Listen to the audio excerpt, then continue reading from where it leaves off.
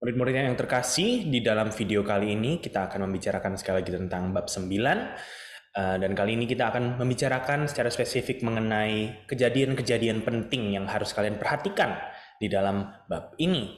Dua kejadian terpenting mungkin yang bisa dikatakan di sini adalah Perang Suksesi Jawa 1 dan juga 2. Perang Suksesi Jawa itu terjadi ketika ada salah satu anggota dari istana yang tidak puas dengan kepemimpinan raja yang ada pada saat itu.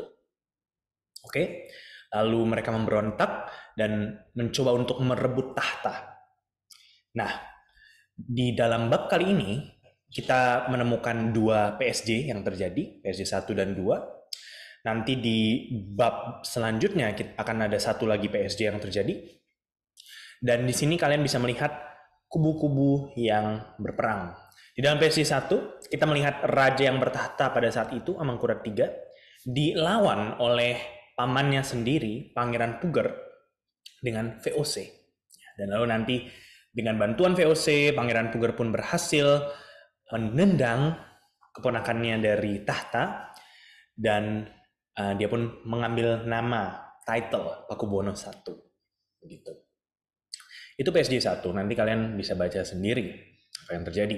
Lalu di PSG 2 yang terjadi adalah Amangkurat IV. Ini yang agak rancu ya, Amangkurat IV itu bukan keturunannya Amangkurat III.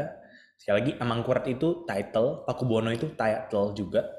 Jadi kadang-kadang seperti di sini, Amangkurat IV itu sebetulnya anaknya Pakubuwono I. Tetapi dia tidak menggunakan title Pakubuwono. Instead dia menggunakan title yang digunakan oleh pendahulu-pendahulunya, Amangkurat. Ya.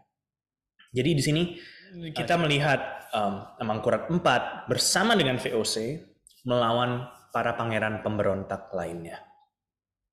Sekali lagi yang terjadi itu adalah di sini ada raja yang inkompeten yang dilawan oleh pemberontak.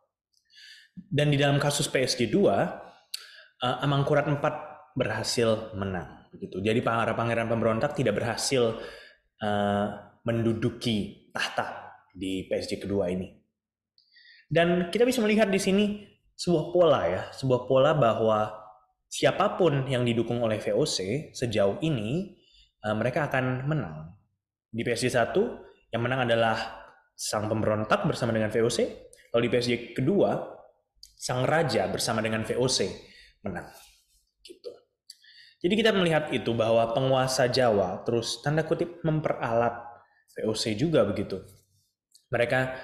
VOC mau membantu mereka karena mereka menjanjikan akan mengikat perjanjian-perjanjian yang menguntungkan bagi VOC. Sekali lagi VOC mau untung, dan bagaimana caranya?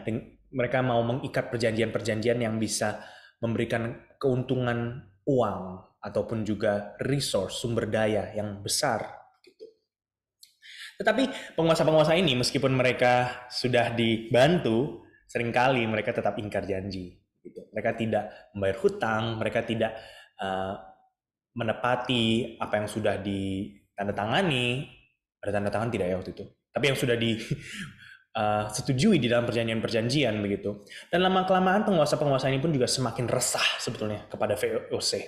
Mereka merasa, wah, lumayan lah ya dibantu oleh VOC untuk kita bisa bertahta di sini. Tapi is it worth it? Dan ini pun akhirnya memuncak pada era Pakubuwono II ya. Pada era Pakubuwono II, dia pun juga merasa, aduh, capek deh. Buat apa ya kita terus ada VOC di tanah Jawa ini? Dan akhirnya mulai muncul narasi-narasi, oke, kita harus tendang VOC keluar. Oke, kita harus menolak mereka. Jangan biarkan mereka di sini terus. Dan di tengah-tengah ketidakpuasan itu ya, di tengah-tengah keresahan-keresahan raja-raja Jawa, terjadilah Geger Pacinan. Geger Pacinan adalah pembasmian, pembantaian etnis Cina atau Tionghoa di Batavia oleh VOC. Jadi pada waktu itu ada banyak alasan-alasan tersendiri ya, apakah itu isu-isu ekonomi, apakah isu-isu bahwa mereka akan membunuh orang-orang Eropa, dan sebagainya. Intinya sudah berkembang sekali secara populasi orang-orang Cina atau Tionghoa di Batavia pada waktu itu. dan mereka cukup menguasai ekonomi. Pada akhirnya VOC pun membantai satu persatu orang-orang Cina atau Tionghoa. Dan akhirnya orang-orang Cina ini pun juga melakukan perlawanan. Kita tidak bisa begini, kita harus melawan VOC, bukan? Karena itulah terjadi apa yang bisa disebut sebagai Perang Tionghoa, di mana mereka memberontak melawan VOC. Gitu. Dan peperangan ini pun ditunggangi oleh Pakubuwana II. Dia berpikir sepertinya sudah waktunya, sepertinya ini adalah kesempatan untuk membasmi, untuk menendang keluar VOC dari tanah ini. Akhirnya kita bisa lakukan hal ini. Once and for all, kita bisa mengusir VOC. Dan pada akhirnya kaum pemberontak dan juga Pakubuwana II dikalahkan oleh VOC. Dia pikir mereka bisa mengusir VOC, tetapi mereka gagal. Jadi ada beberapa peperangan di sini ya. Ada C1, 2, dan lalu perang Tionghoa yang di-cause oleh Geger Pacinan. Dalam peperangan ini adalah awal dari kejatuhan VOC. Mereka semakin membantu raja-raja Jawa untuk berkuasa, bertahta melawan pemberontak-pemberontak. Dan mereka pun juga harus melawan peperangan dengan etnis Tionghoa yang mereka bantai pada waktu itu. Ini tentu memakan banyak sekali korban jiwa. Tentu biaya yang digunakan tidak sedikit. Dan setelah itu kita akan semakin melihat banyak intrik-intrik yang tiada hentinya. Akan terus ada sinisisme antara satu sama lain. Apakah itu antara Raja-Raja Jawa dengan VOC? Apakah itu antara Raja Jawa dan juga anggota-anggota di istananya? Pemberontakan pun tetap mengintai.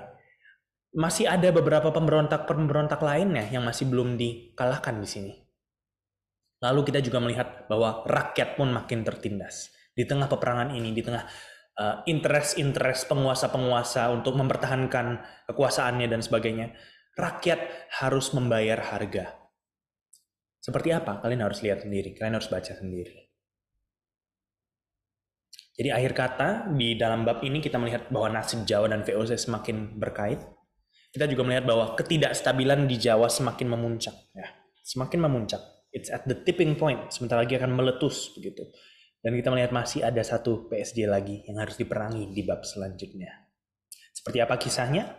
Well, silakan kalian baca dulu bab ini, dan kita lanjutkan pembelajaran kita. Tunggu saja nanti tanggal main yang ketika kita bisa masuk ke bab 10.